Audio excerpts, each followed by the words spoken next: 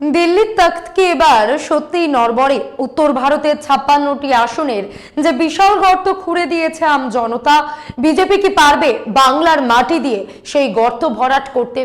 লড়াইটা এখন আর কেবল উন্নয়ন বা রাজনীতির নয়, এই লড়াই পৌঁছে গেছে বাঙালির হেসেল পর্যন্ত। একদিকে নাগপুরি ছাঁচে গড়া ধোকলা হিন্দুত্ব, আর অন্যদিকে বাঙালির মজ্জায় মিশে থাকা মাছ ভাত হিন্দুত্ব। শেষ হাসি কে হাসবে? বাংলা কি সত্যি রাষ্ট্রীয় শাসকের কাছে কেবল একটি পলিটিক্যাল ল্যাবরেটরি, নাকি এই ল্যাবরেটরিতেই মিশে যাবে দিল্লির দর্প? ইতিহাস সাক্ষী আছে, তামাশা বাংলা কোনোদিন সহ্য করেনি। আজকের এপিসোডে আমরা ব্যবচ্ছেদ করব সেই ভয়ানক রাজনীতির অঙ্কের, যার নাম হতে পারে মিশন বেঙ্গল। নমস্কার, আমি মধুরিমা ভৌমিক, আর দৈনিক সংবাদ অনলাইনে আপনারা দেখছেন সত্যি আসলে বেদনাদায়ক। অঙ্গ আর কলিঙ্গ দখলের পর বঙ্গ দখল রাষ্ট্রীয় শাসকের জন্য এত গুরুত্বপূর্ণ কেন? যে কোনো রাজনৈতিক দল নির্বাচনে জেতার জন্যই লড়ে, 100% ঠিক। কিন্তু বাংলা জেতার জন্য বিজেপি যেভাবে সমস্ত রাজনৈতিক শিষ্টাচারকে তুড়ি মেরে উড়িয়ে দিয়ে যে কোনো মূল্যে ক্ষমতা দখল করতে চাইছে, সেটা কি শুধু সাধারণ জেদ, নাকি এর পেছনে গভীর কোনো অঙ্ক আছে? এই গভীর অঙ্কটাই আজকে বলবো। 60 লক্ষের বেশি ভোটার অ্যাডজুডিকেশন নামের এক অদ্ভুত খাঁচায় গত 28 ফেব্রুয়ারি থেকে এতদিন বন্দী ছিলেন। সুপ্রিম কোর্ট নিদান দিল, কলকাতা হাইকোর্টের নেতৃত্বে সমস্ত জেলা আদালত থেকে বিচারকদের তুলে এনে সবার আগে বিচারাধীন খাঁচায় বন্দী ভোটারদের ভাগ্য নিষ্পত্তি করতে হবে। শেষ পর্যন্ত গোটা দেশ যা দেখলো তা এক কথায় বিস্ফোরক তালিকাকাণ্ড। বিচারাধীন 60 লক্ষাধিক ভোটারের মধ্যে 27 লক্ষেরও বেশি, মানে 45% বেশি মানুষের নাম জাস্ট ডিলিটেড। বাদ পড়া মানুষ ট্রাইব্যুনালে আবেদন করে এবারের ভোটে ইভিএম এ বোতাম টিপতে পারবেন কি না, কিংবা বাদ পড়াদের কেউ ট্রাইব্যুনালের বিচারে যোগ্য বলে বিবেচিত হলে তিনি এবারে ভোট দিতে পারবেন কি না, সবকিছু নির্ভর করছে আগামী 13ই এপ্রিল সুপ্রিম কোর্টে আগামী শুনানির উপরে। তবে এক বিচারপতি তো আগেই ইঙ্গিতে বলে দিয়েছেন, এবার না হলে কি হবে, পরের বার ভোট দেবেন। বিচার প্রক্রিয়া কোন পথে হাঁটবে সেটা মহামান্য আদালতই জানে, কিন্তু প্রশাসনিক ময়দানে যা ঘটছে তা রীতিমতো নজিরবিহীন। ভোট ঘোষণার এক পক্ষকালের মধ্যে পশ্চিমবঙ্গের মাটিতে প্রায় 250 অফিসারকে বদলি করে দেওয়া হলো। ভাবুন একবার, ভোটমুখী বাকি 4টে রাজ্য মিলিয়েও নির্বাচন কমিশন এত সংখ্যক অফিসার বদল করেনি। এই যে বিধানসভা ভোটের এত আগে থেকেই পশ্চিমবঙ্গকে মুড়ে দেওয়া হয়েছে কেন্দ্রীয় বাহিনীর চাদরে, যেন কাশ্মীর বা মণিপুর। এই যে একের পর এক রাজ্যপালের আবির্ভাব, যারা আদতে কেন্দ্রীয় শাসকের প্রতিনিধি অথবা এমন নির্বাচন কমিশনার যিনি সমস্ত সাংবিধানিক তকমা উড়িয়ে দলীয় মুখপাত্রের ভূমিকায় অবতীর্ণ। কেন এই রাজ্যে আন্ডার অ্যাডজুডিকেশন নামক আশ্চর্য বস্তুর উদ্ভাবন হলো? কেন বিচারকদের আনতে হলো সমাধানে? ভোটার তালিকা তৈরি কি বিচার বিভাগের কাজ, নাকি কেন্দ্র যতই অস্বীকার করুক এ আসলে নাগরিকত্ব যাচাইয়ের পরীক্ষায় চলছে? কেন শুধু পশ্চিমবঙ্গেই কমিশনকে অফিসার বদল থেকে তালিকা প্রকাশ পর্যন্ত সবকিছু নিশুতি রাতে করতে হচ্ছে? কেন শুধু এখানেই ভোটাধিকারের মতন বিষয় নির্দেশ পাল্টে যাচ্ছে 1 মাসে 21 বার, আর তা আসছে হোয়াটসঅ্যাপ বা অ্যাপে, যা সহজেই মুছে ফেলা যায়?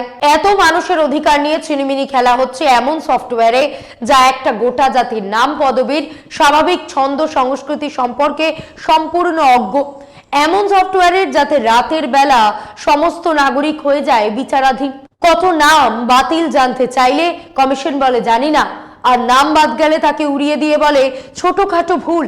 এমন অপদার্থ, অন্যায়, দায়িত্ব জ্ঞানহীন, হৃদয়হীন সিস্টেমের দয়ায় প্রত্যাশায় রয়েছে কয়েক কোটি বঙ্গবাসীর জীবন। কেন শুধু পশ্চিমবঙ্গে 294টি আসনের জন্য 478 জন কেন্দ্রীয় পর্যবেক্ষক নিযুক্ত হয়, যা ভোটমুখী বাকি রাজ্যগুলোর চেয়ে দ্বিগুণেরও বেশি? পশ্চিমবঙ্গে কি যুদ্ধ চলছে বা জাতি দাঙ্গা চলছে যে কাশ্মীর আর মণিপুর থেকে আধা সেনা কোম্পানি সরিয়ে নিয়ে আসা হচ্ছে এই রাজ্যে ভোট করাতে? এই বাহিনীর বিরুদ্ধে কেউ কখনো অভিযোগ করতে পারবে না। কেন এমন নির্দেশ? কেন এজেন্টদের ভোট কেন্দ্রে বসতে দেওয়া বন্ধ?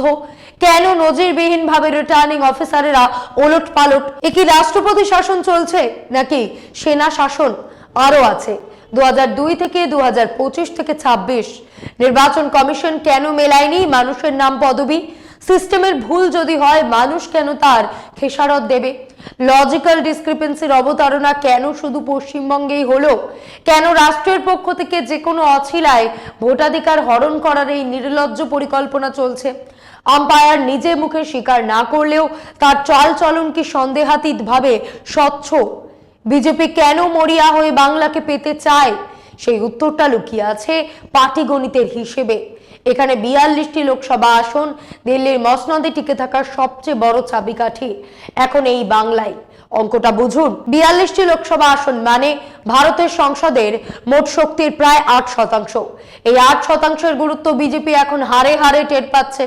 কারণ 2024-এর ফলাফল বিজেপি একক সংখ্যাগরিষ্ঠতা থেকে 32টি আসন দূরে থমকে রয়েছে। 240-এ এসে যখন রথ থামলো তখন শত্রুর ঘরে ঢুকে মেরে আসা দোর্দণ্ড প্রতাপ সরকারকে শরিকদের সামনে নতজানু হতে হলো। পরিস্থিতি এতটাই বাধ্যবাধকতার, মাত্র একটি আসন পাওয়া জিতেন রাম মাঝিকেও ক্যাবিনেটে বড় পোর্টফোলিও ছেড়ে দিতে হয়েছে। আসলে গুজরাট থেকে যেভাবে সিস্টেম নিজেদের কবজায় রাখার অভ্যাস তৈরি হয়েছিল, দিল্লিতেও তারা সেটাই চালিয়ে যেতে চেয়েছিলেন। 2024-এর ধাক্কা সেখানে একটা কড়া ব্রেক কষে দিয়েছে, তাই তারা এখন মরিয়া হয়ে সেই ব্রেকটা ভাঙতে চাইছে। কিভাবে? ভারতের হিন্দি বলয়, যা বিজেপির রাজনৈতিক আদর্শের মূল চারণভূমি, সেখানে ধস নেমেছে। 2019-এর তুলনায় 2024-এ শুধু হিন্দি বলয়েই বিজেপি 56টি আসন হারিয়েছে। ভাবুন একবার, দেশ জুড়ে তাদের মোট আসন কমেছে 62টি, যার মধ্যে 56টি হাতছাড়া হয়েছে সাধের গো বলয় থেকে। এই যে বিশাল গর্ত তৈরি হলো, এই যে রাজনৈতিক রক্তক্ষরণ, এটা ভরাট করার উপায় কোথায়? হিন্দি বলয় যখন করবর করছে তখন বিজেপির সামনে বাঁচার একমাত্র লাইফলাইন হয়ে দাঁড়িয়েছে বাংলা।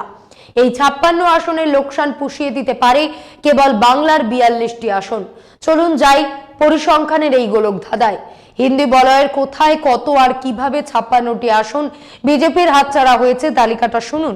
ঝাড়খণ্ডে 3টি, বিহারে 5টি, উত্তরপ্রদেশে 29টি আসনের ভরাডুবি, রাজস্থানে 10টি, হরিয়ানায় 5টি, এমনকি লাদাখ, চণ্ডীগড় আর পাঞ্জাব মিলিয়ে আরো 4টি আসন হাতছাড়া। এই যে 56টি আসনের রক্তক্ষরণ, এটা কি শুধু সাময়িক হোঁচট?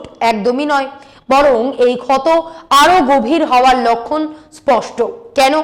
অযোধ্যার মতন হিন্দুত্বের দুর্গে যখন বিজেপি হেরে যায় তখন বুঝতে হবে পায়ের তলার মাটি আর আগের মতো নেই। একদিকে অখিলেশ যাদবের পিছড়ে দলিত মাইনরিটি মানে পিডিএম সমীকরণ, আর অন্যদিকে রাহুল গান্ধীর সংবিধান বাঁচাও ন্যারেটিভ। এই দুই মিলে বিজেপির উগ্র হিন্দুত্ব আর সোশ্যাল ইঞ্জিনিয়ারিং এর ঘরে শীত কেটে ফেলেছে। একসময় মোদী যোগী জুটিকে ভাবা হতো অপরাজেয় এক ব্রহ্মাস্ত্র, কিন্তু আজ যোগী আদিত্যনাথ উত্তরপ্রদেশে আর সর্বজন গ্রাহ্য নেতা নন, তাকে দেখা হচ্ছে নির্দিষ্ট একটি উচ্চ বর্ণের প্রতিনিধি হিসেবে। আর নরেন্দ্র মোদী ইউজিসি অ্যাক্ট নিয়ে যে বিতর্ক হলো, তারপর থেকে তার হিন্দু হৃদয় সম্রাট বা পিছড়ে বর্গের ত্রাতা ইমেজে বড় ধস নেমেছে। হিসেবের খাতাটা মেলাতে গিয়ে বিজেপি দেখছে উত্তরপ্রদেশের ক্ষত আগামী দিনে আরো বাড়বে। বিহারের অবস্থা তো আরোই ধোয়াটে। নীতিশ কুমার এখন বিজেপির সাথে আছেন ঠিকই, কিন্তু পোস্ট নীতিশ পর্বে বিহার কি আদৌ বিজেপির ঝুলি ভরাবে? বিহারের রাজনৈতিক প্যাটার্ন কিন্তু মধ্যপ্রদেশ বা ছত্তিশগড়ের মতো নয়। সেখানে নীতিশ কুমার ইতিমধ্যেই জাতিগত জনগণনার তাস খেলে দিয়েছেন। নীতিশ পাশে থাকা সত্ত্বেও 24-এ গতবার বিজেপি বিহারে 5টা আসন খুইয়েছে। তাহলে হরিয়ানা, রাজস্থান আর বিহারের এই বিশাল লোকসান উসুল হবে কোত্থেকে? ঠিক এই পয়েন্টেই বিজেপি বাংলাকে বেছে নিয়েছে তাদের সবথেকে বড় পলিটিক্যাল ল্যাবরেটরি হিসেবে। বাংলায় সংখ্যালঘু ভোট ব্যাংক একটা বড় ফ্যাক্টর, এটা ঠিক, কিন্তু তার চেয়েও বড় প্রশ্ন হলো নাগপুর আর গুজরাট লবির চিরাচরিত উগ্র হিন্দুত্ববাদী ছাঁচ। সেটা কি বাঙালির উপর জোর করে চাপিয়ে দেওয়া সম্ভব? আরো সোজা কথায় বললে, বাংলার মাটিতে কি ধোকলা হিন্দুত্ব চলবে, নাকি বাঙালির নিজস্ব মাছ ভাত হিন্দুত্ব শেষ হাসি হাসবে? লড়াইটি আসলে এই দুটোর মধ্যেই। হিন্দু ধর্ম মানেই বৈচিত্র্য, যে বহুমাত্রিক সংস্কৃতি। বিজেপির ইকোসিস্টেম ঠিক তার উল্টো পথে হাঁটে। গুজরাট লবি যে নির্দিষ্ট ছক, এই যে দর্পিত আগ্রাসী ভয় দেখানো ইমেজ, উগ্র হিন্দুত্বের বাইরে বাকিদের অপর করে দেখার যে আদর্শ সারা দেশে তারা চালাতে চায়, বাংলার জল হাওয়া কিন্তু সেই ছকে খাপ খায় না। আসল বিপদটা এখানে, আর তাই ব্রাহ্মণ্যবাদী পুরুষতান্ত্রিক আদর্শকে তারা আপাতত সিন্ধুকে আটকে পুরনো জাতপাতের সমীকরণে মানে সোশ্যাল ইঞ্জিনিয়ারিং এ ফিরে যাওয়ার হিসেব করছে। আপনাদের একটু অতীতে নিয়ে যাই, 2014 থেকে 15 সালের কথা। মহারাষ্ট্রে তখন বিজেপির নতুন সরকার, দেবেন্দ্র ফডনবিস মুখ্যমন্ত্রী।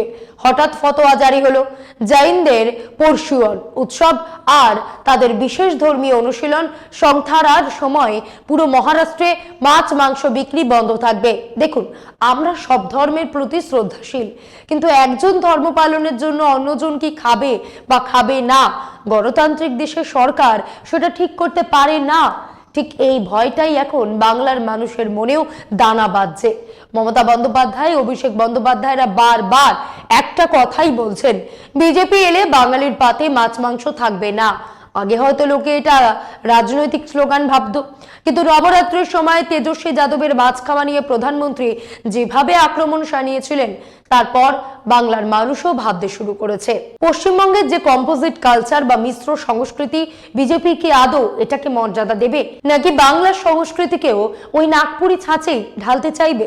দিল্লির মসনদ রক্ষা করতে বাংলার উপর এই যে সাংস্কৃতিক আগ্রাসনের ছক, বাঙালির মন কি সেটা গ্রহণ করবে?